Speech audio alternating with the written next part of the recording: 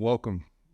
There's Raheem Rasul, philosopher de jour, and welcome to Words with Friends. These are conversations about words that I love and exploring the original intent of the word. Obviously, with words, there's something that we mean, there's something that they mean, and then there's something that it means, and trying to get that thing on the same page. And understanding what it means can do what words do. They can transform how we think and how we see the world and how we see ourselves within it.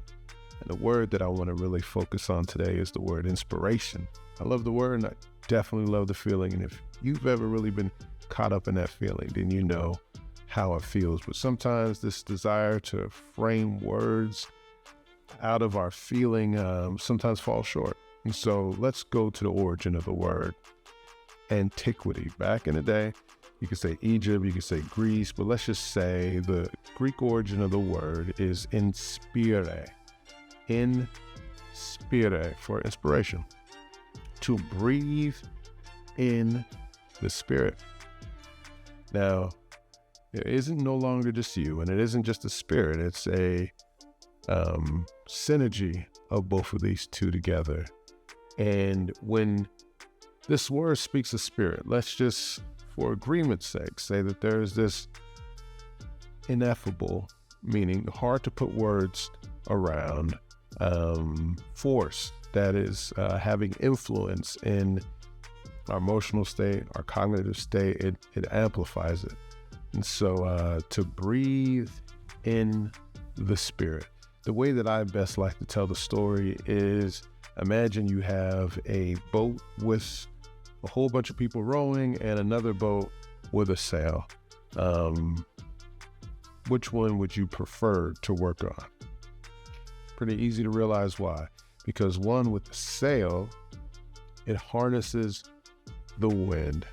And like you being that vessel, you have to harness the wind, this invisible force that fills your sail and allows you to effortlessly and exponentially move into the world in a more commanding way.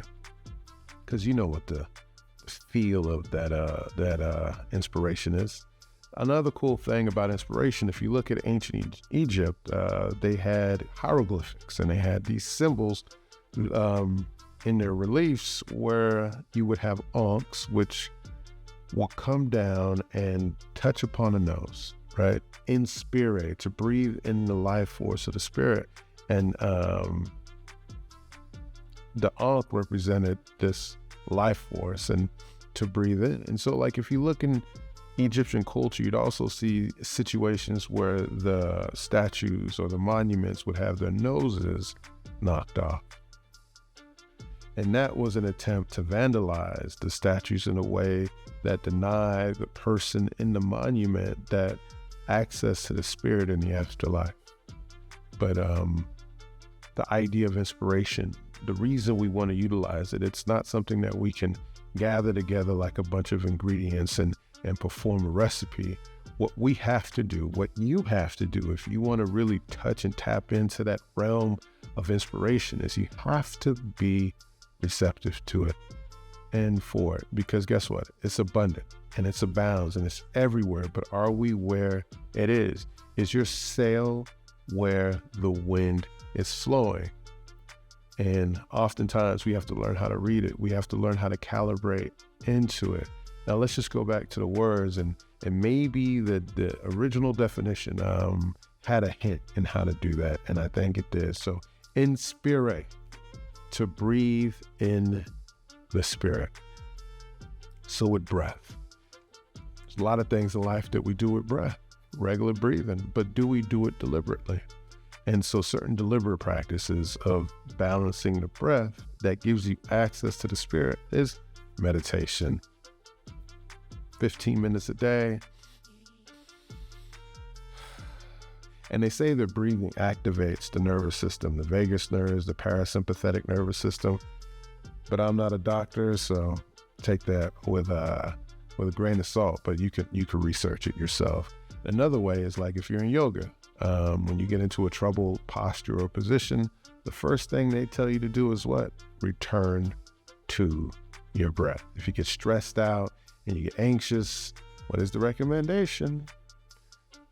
Take a breath.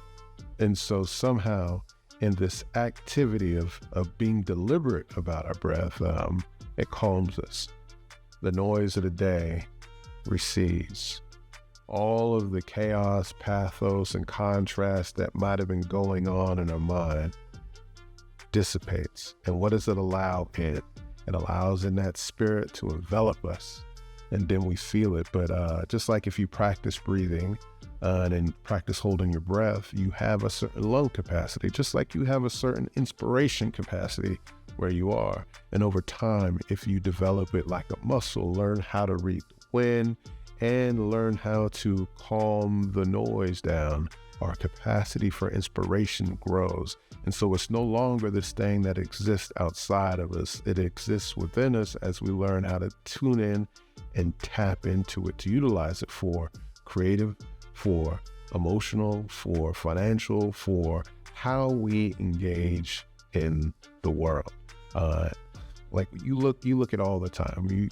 You see the basketball players in the zone. You see coders in flow. You see all these professions of what happens when somebody's in this inspired place. It's this amplified version of themselves, and it's not unique unto them.